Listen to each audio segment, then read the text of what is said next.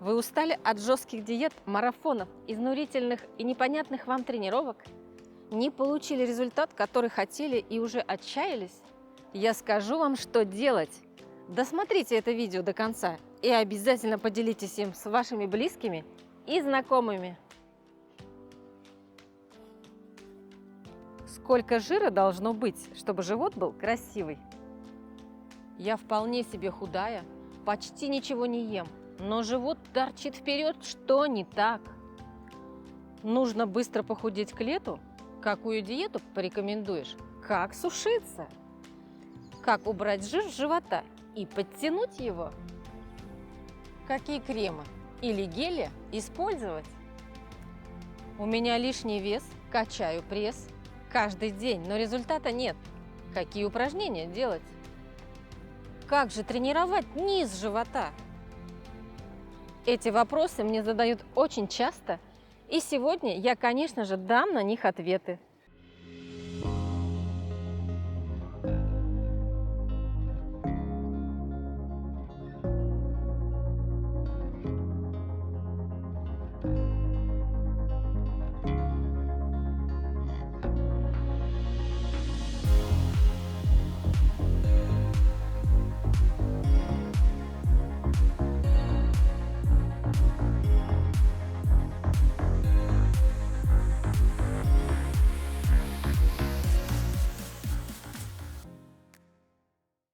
Итак, сколько же жира должно быть, чтобы живот был красивым? Норму жира современная медицина определяет в зависимости от пола и возраста. И для удобства я покажу ее вам в виде таблицы. Чтобы лучше рассмотреть, вы можете вернуться и поставить ее на паузу. Как измерить процент жира? Можете сделать биоимпедансный анализ. Он самый точный. А также измерить при помощи умных весов. А если у вас таковых нет, то вы можете это сделать при помощи сантиметровой ленты. Для этого измерьте обхват талии, обхват бедер, поделите окружность талии на окружность бедер, и полученный результат не должен превышать 0,8. Если он больше, то пора браться за себя всерьез.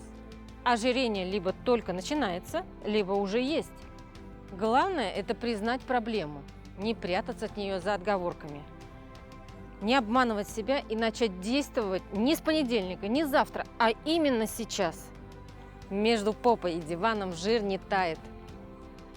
Сколько жира должно быть с медицинской точки зрения, я вам ответила. А вот ответить на вторую часть вопроса, сколько же его нужно, чтобы живот был красивым, ответ довольно спорный и щепетильный. Дело в том, что есть абсолютно разные варианты, которые считаются красивыми и привлекательными.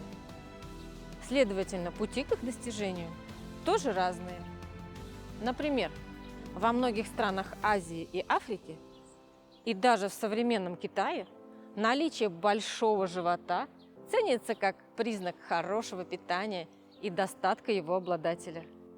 И действительно, наш организм всегда стремится создать себе запас энергии и хранить его. Видимо, ему так спокойнее. Энергия накапливается в жировых депо, когда количество поступивших с едой калорий превышает их количество, которое вы тратите при физической активности. Стремление к накоплению энергии в виде жира организмом резко усиливается во время стрессовых ситуаций. Однако, носить на себе постоянно десятки килограмм этих запасов – довольно серьезная нагрузка для всех систем нашего организма. Получить такую красоту можно без особого труда.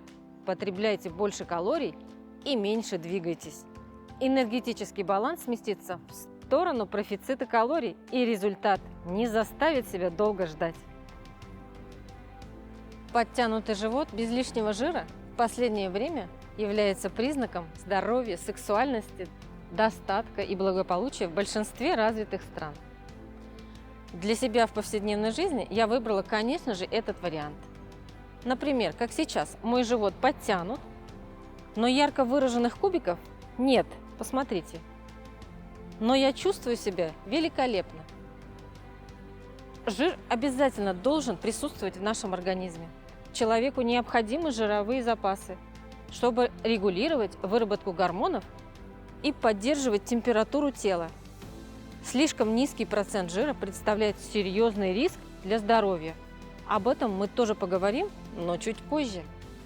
Желанная многими упаковка из 8 кубиков без подкожного жира – достояние бодибилдеров на сцене в период соревнований, актеров и моделей в рекламных роликах и фильмах. И при этом не забывайте, что для достижения этого состояния нужно слить всю воду. На подготовке к соревнованиям за месяц я могу прорисовать свои кубики путем сушки и программы тренировок. Причем делаю я это натурально, без использования препаратов, называемых фармподдержкой. Процент жира в теле довожу на соревнованиях до 7-9%. Но если я задерживаюсь в этом состоянии длительное время, например, 2-3 месяца, у меня в первую очередь пропадает менструация, появляется нервозность, проблемы с кишечником, падает иммунитет и возникают прочие проблемы. Поэтому, когда вы видите в социальных сетях девушек, которые демонстрируют суперсухое тело и пресс с кубиками, я выдам вам тайну. Это всего лишь временный период, в который они успели сделать множество фотосессий, чтобы привлекать ваше внимание. После любой сушки происходит набор жировой массы и возвращение в нормальное, привычное организму состояние. Чего хуже, когда организм после жесткого и продолжительного стресса от недостатка калорий стремится набрать жировых запасов гораздо больше, чем их было. Вот и возникают качели. Скинули 10 килограмм, чуть расслабились, набрали 12. Я же предпочитаю быть в форме постоянно. То есть это является для меня нормой и привычным стилем жизни. А самое главное, не слушайте лжетренеров и различных гуру фитнеса, которые предлагают вам выпить несколько таблеточек и все окей. Вы красавица, гоните их подальше. За их услуги вам придется заплатить не только деньгами, но и вашим здоровьем. Не забывайте, быстро похудев к лету, то есть сбросив 5-10 килограмм за короткое время, выглядеть эстетично в летнем платье или купальнике все равно не получится, так как возникнет другая проблема – кожа на теле отвисает. В юном возрасте кожа подтягивается очень быстро, но, к сожалению, с годами теряет свою эластичность. Есть ли способ избежать отвисшей кожи? Конечно, есть. Подписывайтесь на мой канал, смотрите мои выпуски. Здесь вы обязательно найдете ответы и, следуя им, получите результат. Я вполне себе худая, но живот торчит вперед. Что не так? Люди считают себя худыми, когда толщина подкожного жира у них незначительная, но при этом у них выпуклый и вздутый живот. Это сигнал, что у вас проблемы с внутренними органами. Лучше провериться у врача. Например, к вздутию и болям в животе нередко приводят раздраженный или воспаленный кишечник. Нужно выяснить и убрать причину раздражения.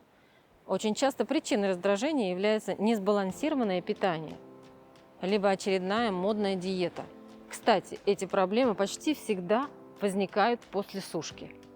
Обязательно напиши мне в комментариях, какой диеты ты и твои друзья близкие сейчас придерживаетесь. Кроме подкожного жира, наиболее опасен висцеральный жир. Это жир на внутренних органах. Он не только увеличивает ваши объемы, но и сильно ухудшает состояние органов, затрудняет их работу. Именно на избыточное количество висцерального жира оказывает непропорционально выпеченный вперед живот. Как убрать жир с живота, особенно в нижней его части, и подтянуть его, чтобы он не отвисал? Давайте разберемся, где мы его копим. У женщин с нормальным телосложением жир находится в области живота, груди, талии и бедер. Если же он накапливается на руках, плечах, голенях, надколенной области, это может говорить вам о склонности к отекам, нарушениях метаболизма и гормональных сбоях. У мужчин часто встречается отложение жира не только внизу живота, но и на боках, спине, на руках, внутренней части бедер. Это результат общего ожирения с равномерным распределением жира в организме. Такое распределение жира, как правило, следствие гормональных изменений в организме мужчины. Жировая ткань способна конвертировать мужские гормоны в женские. Так что, чем больше у мужчин жировые отложения, тем ниже его уровень тестостерона и выше уровень эстрогена. Какие кремы использовать? Поймите главное и запомните. Жир невозможно растопить, расщепить, расплавить или раздробить. Наверное, я вас разочарую. Кремы и гели жир не жгут. Они в лучшем случае могут улучшить кровоток в тканях, качество кожи и увлажнить ее. Как убрать жир с живота? Подтянуть его, чтобы увидеть свою талию. Во-первых, как ни странно, приведите в норму свое эмоциональное состояние, а именно избавьтесь от стресса, успокойтесь. Если не можете устранить причину стресса, измените свое отношение к нему. Стресс – это сильнейшая и основная причина возникновения переедания и набора излишнего жира. Как это работает? Недовольство собой, строгая диета, стресс, переедание, набор жира и еще большее недовольство собой.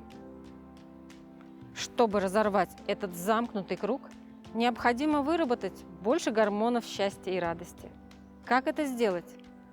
Настройте себя позитивно и получайте удовольствие от того, что вы делаете, особенно от физической активности.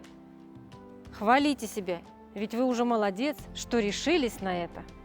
Во-вторых, спите минимум 7-8 часов, так как во время сна происходит жиросжигание, восстановление, обновление клеток и вырабатывается гормон роста. Недосыпание всегда приводит к стрессу, отекам и накоплению жира. В-третьих, добейтесь энергетического баланса в своем питании. У вас два пути. Первый – увеличить количество энергии, которую вы расходуете, то есть увеличить активность. И второй – планомерно уменьшить количество и улучшить качество потребляемой пищи. Супердиеты, а их более 10, вам не помогут. И если только это не лечебное, назначенное врачом. Пересмотрите свое питание. Определите, какие продукты действуют на вас положительно. И составьте из них свой сбалансированный рацион с соблюдением норм белков, жиров и углеводов. Ссылку на калькуляторы расчета БЖУ и процента жира вы найдете в описании к этому ролику. Приблизительно 60% успеха – это питание. И если вам интересно, как я организую свое питание, напишите в комментариях, и я подготовлю для вас серию отдельных выпусков. Видимая часть – это прямая мышца живота. Как раз те самые 8 кубиков мы и видим. Функционирует она целиком. Работает таким образом. При фиксированном позвоночнике и тазовом поясе прямая мышца живота опускает ребра, тянет нашу грудную клетку вниз и сгибает позвоночник. А при фиксированной грудной клетке поднимает таз. И все. Других функций у этой мышцы нет. Еще одна мышца, на которую я хотела бы обратить ваше внимание, и она отвечает за наш плоский живот. Поперечная мышца живота является важной составной частью брюшного пресса. Уменьшает объем брюшной полости, оттягивает ребра вперед к срединной линии, поддерживает наши органы брюшной полости в правильном положении и является для нас корсетом в области живота. Как она работает? Напрягается при втягивании нижней части живота. В момент сокращения сжимает внутренние органы. Это способствует освобождению легких от воздуха, в результате чего происходит форсированный выдох. Изолированные упражнения на брюшной пресс я выполняю очень редко, но мышцы живота у меня нагружаются практически каждый день на силовых тренировках и особенно в приседаниях. Они работают всегда при беге, при ходьбе, при игре в большой теннис, в бассейне, и я их отлично контролирую и вам советую. Дорогие женщины, не выполняйте боковые скручивания, забудьте про них. Максимум, что вы можете сделать, это планка боковая. Не увеличивайте себе талию. Жир этими упражнениями вы не сожжете. Ну и последнее. Подтягивайте ваш живот, держите его. А упражнения, которые реально работают и которые я выполняю сама, я подготовила вам в следующем видео, которое выйдет совсем скоро. Подписывайтесь, ставьте лайки и до скорой встречи!